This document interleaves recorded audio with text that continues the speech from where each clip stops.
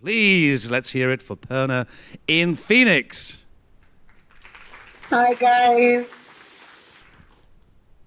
So sorry for not being there in person. The weather has kept me trapped and far away from New York. But thank you, Mike, for that intro. So today we're going to talk about everyone's favorite new topic, chatbots. And first, I want to kick it off with my very favorite stat of all time. It says that by 2020, the average person will have more conversations with their bot than with their spouse. My husband cannot wait for this day to come. So if we can all wait longingly for that day. You know, this stat does sound kind of hard to believe. It sounds preposterous, especially if you've had a terrible experience with bots in the past. When we think of bots, we tend to incorrectly think about things like IVR or those horrible things where you call in and like press 1 for this and press 1 for that. That was the old generation of bots, and that's not really what this new generation is. This new generation of bots is designed to serve you with empathy and intelligence, and all they want to do is take the pain out of life admin. Let's look at an example.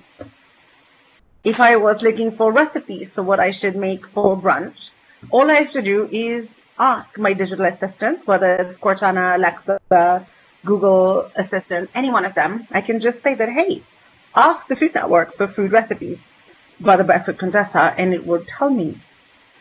Or if I was paying off a car bill and I realized that I wonder if I could save money, I don't have to go online and do a bunch of research. I can just simply ask. I can use my voice, a tool that we've had always. I mean, conversation is the first thing we do, right from when we are babies to arguing about whose turn it is to take the trash out.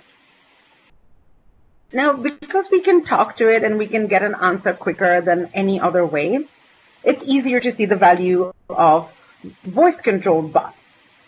But I think where people still find bots to be maybe think of them as frustrating or soulless is text messaging a bot. Any of you in the audience, do you think the idea of actually texting a bot seems odd? Yeah, I always get a few people who say that. And it doesn't have to be that way. So I want to show you this really great example from Capital One. And we're going to play the video for you right now. What is Eno from Capital One? With Eno, you can talk to your money even when you can't talk.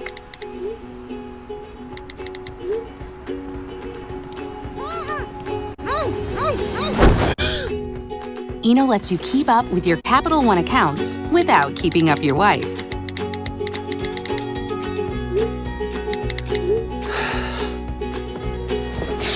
Gerbils don't like pound cake. Use Eno to manage your money while you manage the meeting. Yes. Yes, what, Larry? Introducing Eno from Capital One, your personal text-based intelligent assistant. Yes. Yes. Now, how cool was that? Not frustrating, not soulless, always connected whenever you need it to be. So what bots are doing is that they're giving us marketers this fantastic tool that we never had before. They allow us to engage with our customers on a one-to-one basis through super hyper-personalized marketing at any time of day or night. It's almost like instant gratification. You need an answer in the middle of the night, ask a question, you'll get an answer. The bot doesn't need to sleep. If you are worrying about learning new technology, you don't have to.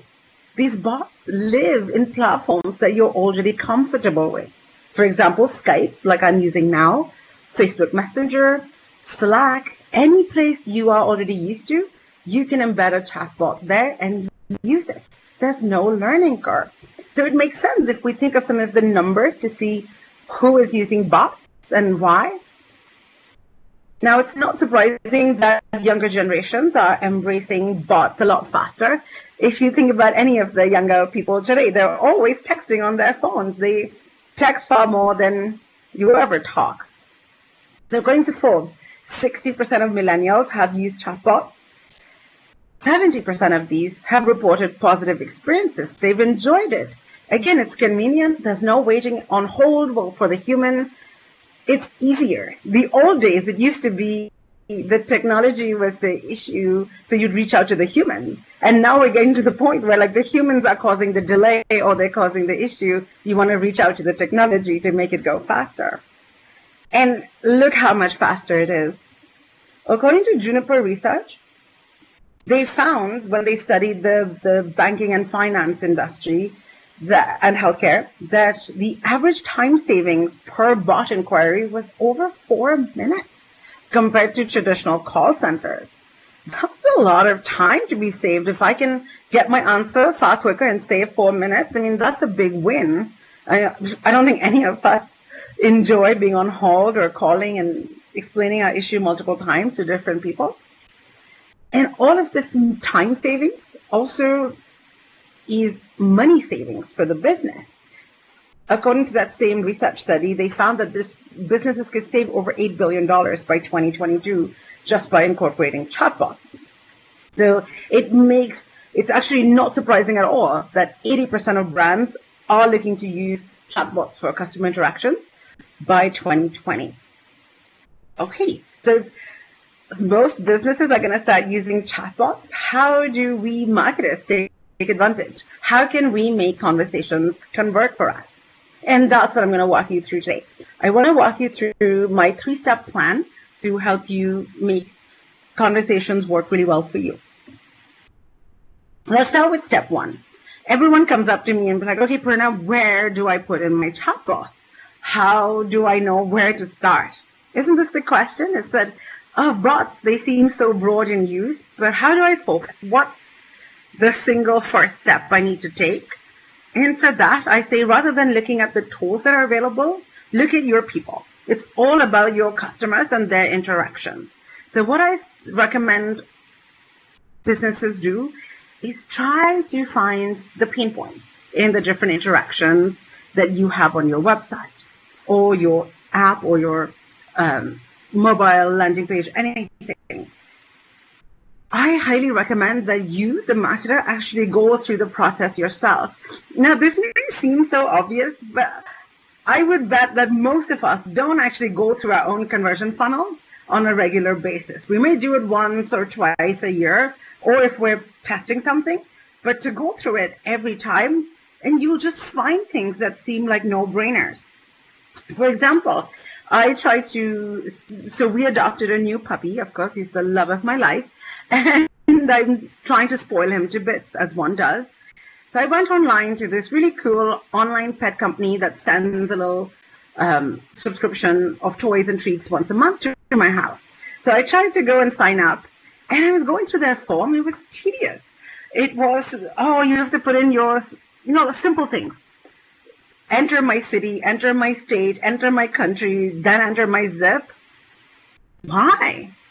If you just have my zip code, then you can automatically fill in the rest of it. You'll make it easier for me, the shopper. And the easier you make it for the shopper, the more likely I am to make an impulse buy, or I'll have less time to think and then back away from the conversion.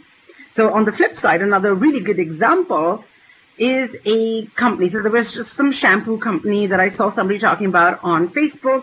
It seemed interesting. So I said, let me go to the landing page. They asked me some questions about my hair, and then they're like, you can just check out now using Apple Pay. And because it was so easy, I'm like, what the heck? I'll just put my fingerprint in there, and then lo and behold, I got a shampoo in the mail less than a week later. I didn't really need it. It was nice to have, but because it was such an easy process that it just made it so smooth and easy. So how do you find the pain points? As you're going through your funnel, ask yourself these key questions. The first one, how do customers get information, or how do they seek help? Well, how are they browsing around to find what they need? This gives you good insights. How do they make a purchase? Are they looking on one place, then they're going back, looking at reviews, and then coming back? Or are they starting on one device and coming back on another device. Like, you know these answers. Also key to remember is how pain points are differing across your channels and devices. And most of this info you can find in your analytics or in your CRM platform. And then you need to ask yourself the most important question of them all. How do we reduce the number of steps in every interaction? If you can do something in 4 steps on your website, challenge yourself to cut it down to 3. Make it as easy as possible, and then they'll be far more likely to work with you. You can even build a hypothesis. I really like this template because it's very conversational. So I could create my hypothesis that, okay, I believe that my small business needs to solve for customers having to wait really long times on the phone before they have to book an appointment. Now, this happens because the people, my receptionist is answering people in person as well as having to answer on the phone, so their attention is split in different ways. But if I had a chatbot, I could allow my customers to just quickly book an online or through a existing platform, helping them get more appointments booked faster and saving up my human time. So it's so simple if you just think it through in this logical way. And then what you can do is you can prioritize. So you'll probably land up with a list of 5 or 6 different interactions that you could improve, and then just put it in priority order for what could have the most impact on your business. And then you'll be able to just go ahead and build the bot and the skill that fits that correct need. All right, you've got your foundation, and you've figured out where to start, you've got the bot and the skill. Now you want to see how you can really make the entire customer journey conversational. Here's where the big money is. Now, for the sake of ease, I broke out the customer decision journey into 3 different steps. We have it as an introducer, when your bot can help people discover your product or your service. Then you have it as an influencer, where it helps guide them on what and how much to buy. And then your bot can act as the closer, where it helps close the sale for you and they can transact within the bot itself. So let's start with the introducer stage. And for that, I want to give you a little story about what Adidas did. Now, Adidas in the UK has a female-focused fitness community that they engage with as part of the sort of branding and brand awareness and brand engagement effort. And what they wanted to do for this community was offer free fitness classes from fitness trainer influencers. And so they decided to create an interactive chatbot. This chatbot was the only way that you could book these free sessions. And once you signed up and booked the session, they would ping you back to confirm, and they would send you sort of motivational quotes and videos, and they just kept the conversation going a little bit through the bot. What they found was, now remember, this was only in the city of London. In the first 2 weeks, they had over 2,000 people sign up on their bot. And looking at retention and engagement rates a couple of weeks later, they found that 60% of people would come back and use the bot. This retention rate was significantly more than any of their other channels, including apps, according to what they reported. Now, that's pretty big. So they not only found a channel, they found a really sticky channel that that resonated well with their audience. What Adidas did here, though, was really clever. How did they let people know about their bot, right? I mean, would you even know that there was some new chatbot that came out? Discoverability is an issue. We know about this from the app days, right? Most of us probably use just a small handful of apps on our phone, when there's millions out there. So to make sure that people could find out about their bot, Adidas did something really clever. They promoted their bot via their other marketing channels. So within store, on their website, on their packaging, they called attention to the bot. And I think that was brilliant, and that helped them get more exposure for it. But we can learn that. We can do exactly the same thing. So for example, how many of you in this room run social media ads? I can see you if you raise your hand. Okay, quite a few of you. You don't always have to send your ads to your landing page. You can simply send your ads to a actual chatbot instead. So rather than saying, oh, we've got new arrivals, come and buy now, and go to the landing page, you could say, we've got new arrivals, chat with a stylist, or, message us for 20% off, or, let us give you more info. It's just a softer, friendlier call to action. And it can be so much more effective. You can just keep them within the Facebook sort of universe and platform and just message with them back and forth right there. So much easier, so much more effective. You can do this with any ad. Or video. I know there's some of us that run video ads or pre-rolls, say on YouTube. You can use this platform as a way to educate people on how to use your bot or your skill. Now, I find most people are not opposed to trying out one of these. They just may not know how to use it. So check out this really cool video that I'm going to play right now. It's only 15 seconds. If it used as a pre-roll, it would be quite effective, but it's just showing you how to use the Fitbit skill. So let's take a look. Cortana, ask Fitbit, how did I sleep? What my heart rate is today? To log that I had 12 ounces of water. Hey, Cortana, ask Fitbit how many steps I took today. You've walked 11,246 steps today. So short and so sweet. What do you guys think? Did it help you understand the Fitbit skill a little bit more, and would you be more inclined to use it? If you're not, I can see you. Awesome. Thank you. Now, of course, you're like, Purna, this is a search conference. Great, we're talking about Facebook. Great, we're talking about video ads. But, of course, going back to search, bots are discoverable in search as well. So both Google and Bing will let you do this if you look for any category. So say in this example, I've done a search for travel bots. Then it will list the different ones, and it can even specify them by channel. So if I want to look for bots that only work on Slack, I can just navigate to the Slack tab and just find those ones that can work. Now, if you are figuring out that how will Bing know or how will Google know what my bot is about, well, you can, once you build your bot, you have to enable it for the different platforms. And there's a place where you add in a display name, a description, a website, and even some tags. So, for example, it would be like, this is the Skype bot, and the description is what it is and the capabilities. Now, if you've ever written meta tags, then this is quite similar. You could be quite familiar with how to write this right here. So it could be quite simple for you. It's simple search 101, and you can do this to give the search engines more information about your bot. Now, you've probably also seen this as well, where this is something that's actually unique just to Bing, where we're bringing chatbots to the SERPs. We even have a pilot across the US right now where you can test out a chatbot extension as part of your ads. It's still a closed pilot right now, but if you have a Bing rep, you can ask them more information about it.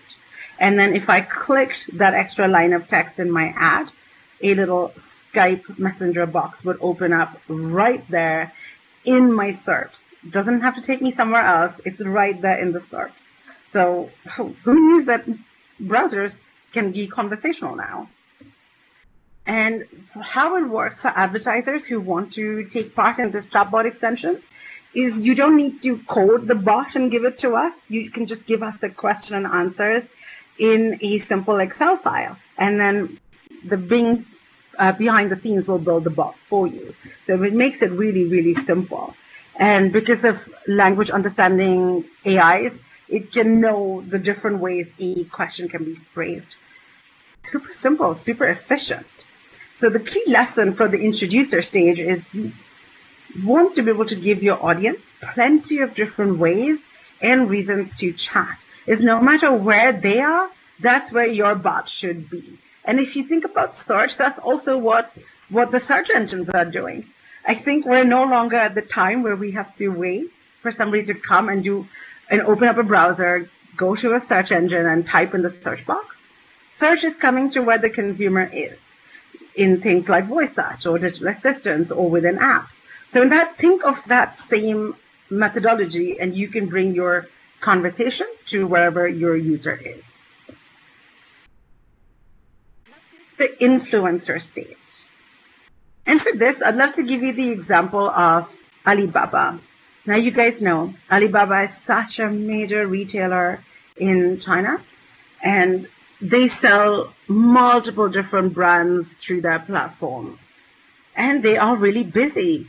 For example, last year on Singles Day, which is in China, think of Amazon Prime Day times 1,000,000 in terms of orders. They had over 875,000 orders per second. So as you can imagine the volume that they can get. What Alibaba did was they built this little chatbot that acted as a store concierge. They called it Little Shop B.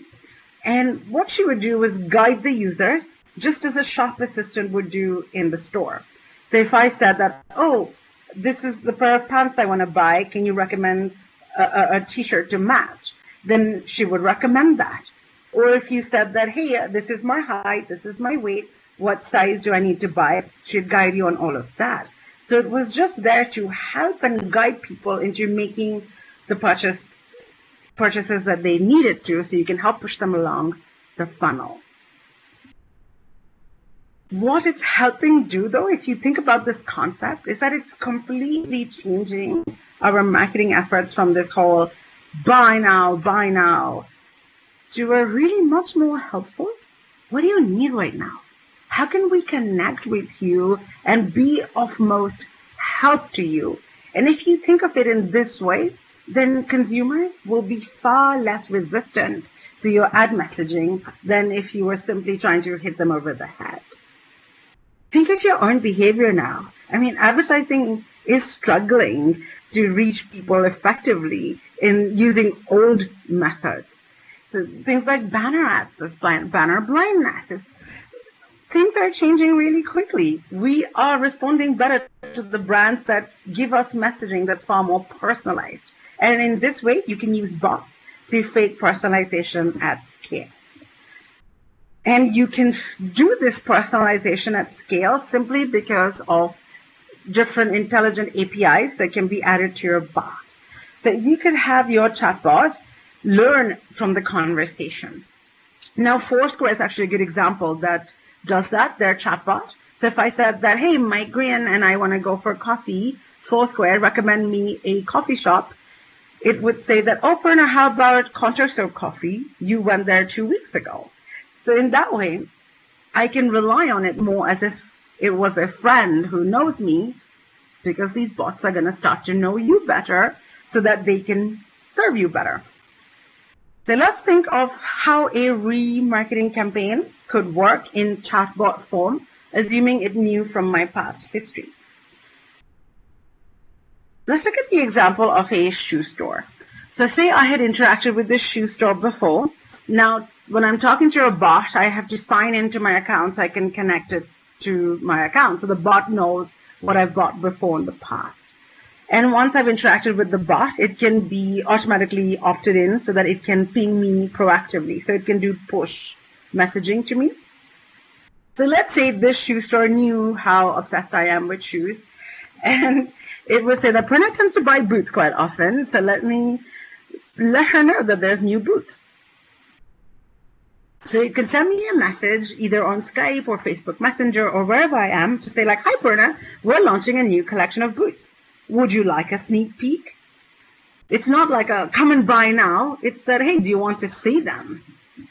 And my answer to that is, of course, yes. Like, who's going to say no to looking at cool new shoes? So it can say, it will be like, okay, great, Purna, I'll email the pics to you. But hey, you can save 15% in the next 24 hours on your order if you use the code C3. Now that's clever. It could know from my past interactions that I tend to shop more when there's a sale. I'm much more likely to buy when there's a sale. So it gives me sale messaging, and it also adds in like this layer of urgency with a 24-hour window so I can buy.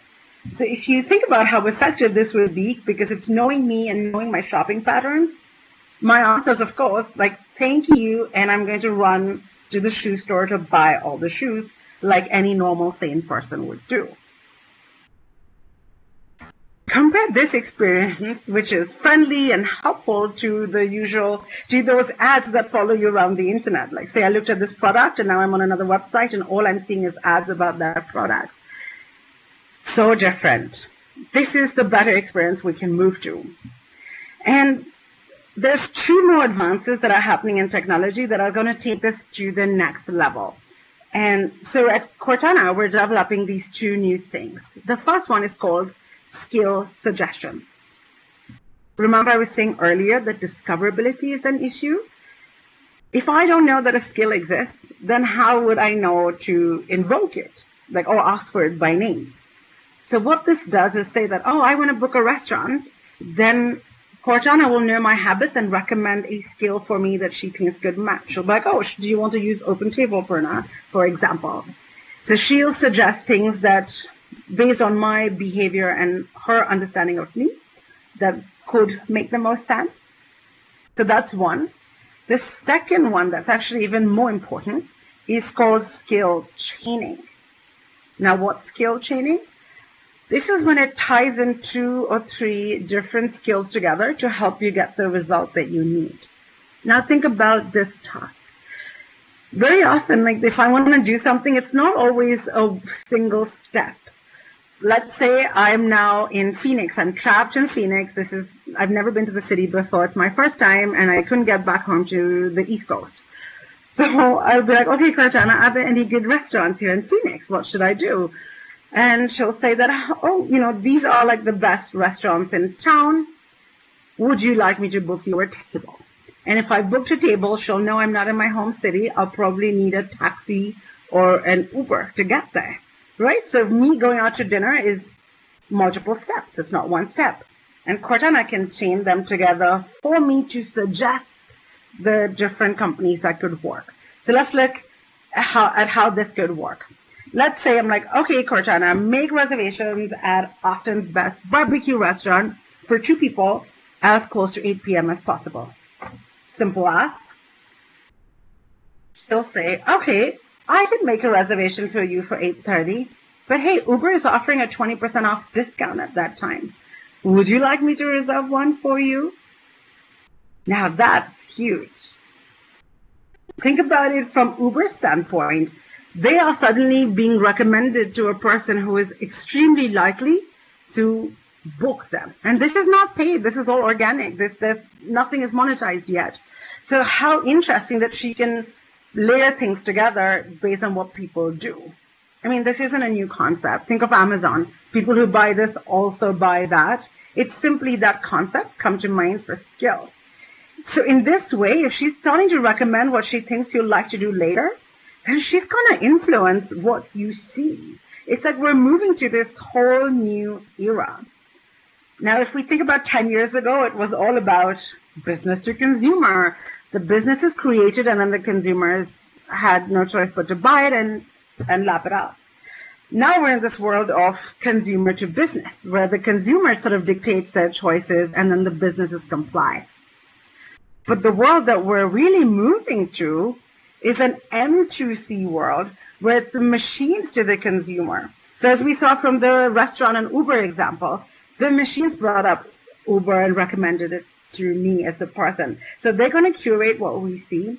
So there are some things, some implications that are going to come from that.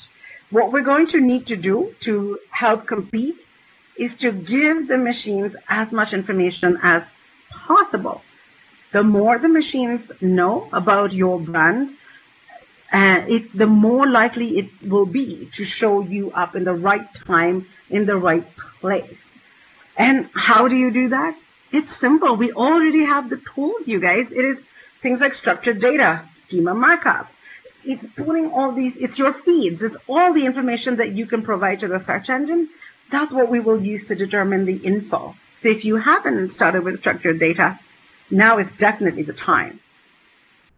So the key lesson from influencer is to influence choice. Think about being helpful and adding value. All right, let's go to the closer stage. Have you guys ever bought flowers online from a company like 1-800-Flowers? They're a great website. They have lots of different stuff. So I can go in there. If I want to get birthday flowers, I have a lot of different options. So I would go in, and then I would choose the combination I wanted. I'd fill out my form to get it sent to me. I'd resist an upsell, and I'd finish completing my payment details. Right? It's a long process, but it's what we're used to. But how can Chatbot make it better? Well, last year, they tried to test a chatbot on Facebook Messenger. Let's look how much easier it is. So to get started, you go to their chatbot, and it says, hey, view arrangements. Which gift would you like to select from the birthday collection? So instead of dozens and dozens of options, it's the top 5 or 6, and I can pick from that. Then it will ask me to pick one of the recipients. Do I want to send it to Queen Purna, every time I'm doing a dummy test, I make up funny names for myself. So, all right, Queen Purna is so it should be. So do I want to send it to Queen Purna? And I say, yes, it's already there. It asks me to select a date. I pick one, and it asks me to confirm everything before I can check out, again, using my inbuilt phone payment system. So it's super simple. I can pay, and I'm done. So this shortened the process significantly. And if you can imagine, it had really great results for the company. They said in an interview with DigiDay that over 70% of the orders on that chatbot came from brand new people. It came from a younger demographic. They were able to expand their reach to reach a brand new audience. So again, it all came from remembering the top questions. That how do we reduce the number of steps in every interaction? And you can do this too as well. You want to leverage the bots to remove any friction and make it super relevant. Now, to wrap up with step 4, is you want to be able to measure the right metrics. Rather than tracking users with pixels and cookies, why not engage with them and learn about them so you can provide value that meets their needs? I love this quote. So you can get really cool analytics specific to bots, such as things like retention rates. You can understand what are the top messages, what are the fail areas, conversion rate, even sentiment analysis. That's hard to get from other channels if you're purely looking at things like clicks and website interactions. So some reports could look like, I could even break down my chatbot analytics based on the platform that it's on, because usually you can build a bot once and apply it to a whole bunch of different platforms. So here I can see how my bot performs on, say, Cortana versus Skype versus Facebook Messenger, so I can get insights. I can also look at retention, the people who are messaging me, and also look at users across the different channels. A good thing to ask yourself is, what do I learn from chat that can help other channels as well? So let's recap. You want to identify and prioritize your pain points. Remember to ask those questions. You want to use your voice well, build a bot as well as a skill. Here are some websites that you can take a look to help you, that give you the tools to build your bot. And then you want to optimize your entire customer journey with conversation. Conversation is not just at the end closing stage.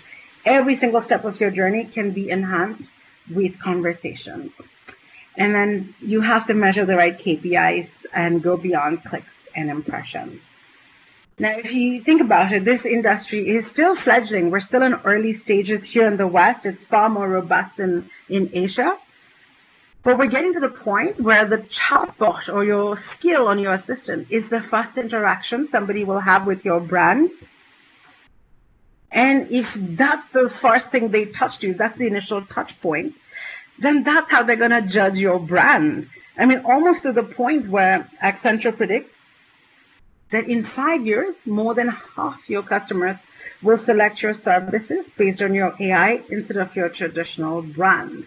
So don't wait. Get started today by building your bot. You can see it's super easy. So thank you, and I can take any questions. Great session. Thank you very much. Let's hear it for Purna. And I love the way you delivered that. Next time, though, maybe you'll just send your own bot, yeah? By the way, there was a quick mention that you made of me, Mike Gray, and you said in a coffee shop, dear friend, you know me so well, the only time you'd ever see me in a coffee shop is if the bar next door was closed. Actually, without going too far, I want to tell you guys a true story, okay? Just because you touched on it. This is a really true story. Many, many years ago, I was invited to speak at a conference in China, in Shanghai, and there was a sponsor dinner at the evening, and I attended the dinner, and I was sitting next to this very pleasant Chinese guy who was explaining his new business to me, and as he was explaining it to me, I was thinking, yeah, it's kind of like Amazon meets eBay or something like that, yeah. Best of luck with that dude, whatever that is. Anyway, his name was Jack Ma, and he was the founder of Alibaba, and apparently he seems to have done quite well since then. Do we have time before you have room service delivered? Oh, it's been delivered already, look. Anybody got a burning question? We've got time for perhaps just one or two, maybe? Anybody have a burning question for Purna? I have one question. You probably touched on it, but let's just close it up with this one. So when the web started, everybody thought they should have a website because the other guy had one, and then apps became the big deal, and everybody thought they should have an app, so everybody had an app. And now we're talking about bots, and people, are they having a bot because somebody else is going to have one? I mean, really, how do I know when I need a bot? I think it just goes to going through your own customer journey and finding the pain points. If you have no pain points and everything's great, maybe you don't need one, though I think everyone does. Like people are so used to not having to go to a website or an app. They'd rather speak to your agent just in whatever platform they are using. So in that sense, a bot is needed because that's where your consumers are going. And if you can, there's always a way to make your journey easier and faster and more efficient through the help of intelligent bots. So if you do use them, you can compete much better in the market. So that makes sense. How many people actually in the audience do journey mapping?